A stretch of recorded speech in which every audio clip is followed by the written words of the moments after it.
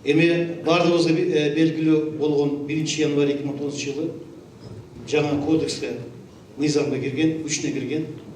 Ошо жаңа жағдайлар деп бүгінгі соттар ошо бардығын қараштырып, саяси құнттар болған адамдарға барын қарап шығып, бүгінгі күнді қалыстыр, ақиқатты орнашып отыр. Анандағы айтқан нәрсе берді жаңа жағдайды дауыс, еме жаңа жағдай, бір жағдай, екінші жағдайдан Атамбаев президент болғанда ошолар бостандыққа шарпы шықпайды. Мен ойлап шықпайды. Ошо негізінде жаңа президент Сооронбай Жээнбекович bizдағы өз разышылық білдіріш кереміз дегенде берді бардық соттар қаралып отыр. Анан берді айт мен белгі кетейін. Бұл Дастан Сарыгулов, Тоқтоғамбек Алматов, Бекболот Талғырбеков, Бектур Асанов, Қуанышбек Қадыров, Гусев. Мен сіздердің рұқсатыңыз ошоларға şu елдік үшін сынбай тіке тұрған үшін бір разышылық білдірейдерден ошон үшін бір қол шапып қойдық. Мен эми қысқа құмтөр бойынша бұл құмтөр бұл елдің байлығы. Ел үшін іштешті керек. Елді бағаш керек. Но тірек қаршы бұл құмтөр Қырғызстан ел үшін, Қырғызстан мемлекеті бұл трагедия бұл. Не дегенде башталышында ең бірінші премьер-министр Насыр Исанов қаза болған. Ошол жерде канадалық, еврейлік бұл шылымдар бір тыйын құмтөрге кіріспей, бір тыйын инвестиция кіріскен емес. Ошо келишмени, ошо құмтөрдү деге залогко қойып, $400 миллион алып, ошо иш алып барган.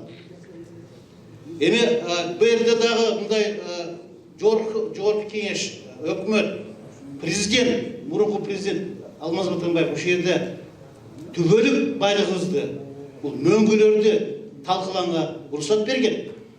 Ошон үчүн бул ошо тиги жогорку кеңештеги өкмөт та президент бул жоопко тартыш керек.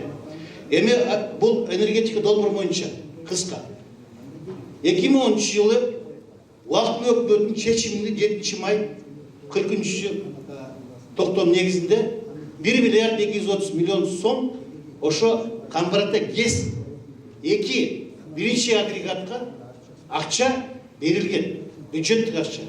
Но тилек каршы бул Ауэ-электрический станция менен бул АО Нары Гидрострой келишим түзүп, ошол жерде 1 миллиард 200 миллион сом бурдан толуп кеткен. Сот болгон. Сот негизинде 16 жетекчилер сотко эметип, ошол жерде мунапыс болуп, амнистиялып, эч кандай жоопко тартылган эмес. Болгону АО станциянын, электростанциянын ошо юридикалык бөлүмдүн орун басары Асил Топчубаева 5 миң сом айып төлөнгөн. 1 миллиард 200 миллион сом мурдан толуп, а жалпы 5 миң сом айып төлөнгөн. Мен ошо тиги чечимге кошот деген сунуш бар, ошону карап чыгыш керекпиз. Бу жерде бул долбоор Даттакемин. Даттакемин бул датка көмөкчүрдөнгө $208 миллион кетирилген. Бул насия. Кытайдан алынган баягы Энексимбанктан насия алынган. Анан жалпы бул кеминге көмөкчүрдөн курулган. Анан ЛЭП 500 курулган үчүн дагы $396 миллион кетирилген. Жалпы Даттакемин 600 миллион сом кеткен. А бериши насияны процентмен 8 миллион сом түзөт. Но модернизация тесп Бишкек боюнча өзүнүн жакшы билесиңер 386 миллион сом алынган. Эми биз 20 жыл ичинде биз аны $492 миллион кайтарып бериш керекпиз. Дегенде Даттакемин боюнча айтып койсоң, бүгүнкү күндө болгону бул иштеген жок. Болгон 15-20% иштеп атат. Калган иштетилген жок толугу менен. Мына модернизация Бишкекке 492 миллион деп айтыш керекпиз. Дегенде 386 миллион алынган, а бергениз 5 миллион сом бериш керек, $5 миллион бериш керек. Ошо негизинде берди дагы тест Бишкекте бир энергоблок иштеген жок. 3 жылдан бери болгон бир энергоблок иштеп атат. 150 мегаватт менен. А экинчи блок иштеген жок. Ошо негизинде бул баягы ошо энергетик долбоорлор бул баягы проект болгон эмес. Техникалык эмес, болгон эмес. Ошо негизинде бу жерде бул проекттер бүгүнчө иштеген жок. Мына модернизация Токтогул ГЭС боюнча $450 миллион каралып атат. Бул керек эмес. Дегенде бүгүнкү энергия эмнеде? Дегенде бүгүнкү күндө уже бизде Кыргызстанда өндүрүлүп аткан электроэнергия уже жетишсиздик болуп атат. Неде жыл сайын Кыргыздын эли 120-130 миллион миңге көйүп атат. Курулуштар болот ошол негизинде 5 жыл ичинде айтып коет мурунтан эле бизде 4-5 миллиард киловатт саат жетишсиздик болот. Ошо негизинде биз Казакстан менен Тажикстандан, Өзбекстандан электроэнергия сатып алганга биз мажбур болобуз. Ошол негизинде мен айтып отурган нерсе мынагу эртең Путин келип атат. Ошо бул улуттук энергия холдинг, мамлекеттик комитет, өкмөт ошону курулуш маселени коюш керек эле. Но тилек каршы бир энергия долбоорго эч кандай сунуш болбой атат. Ошо негизинде биздин баягы энергия кризиси капталып атат.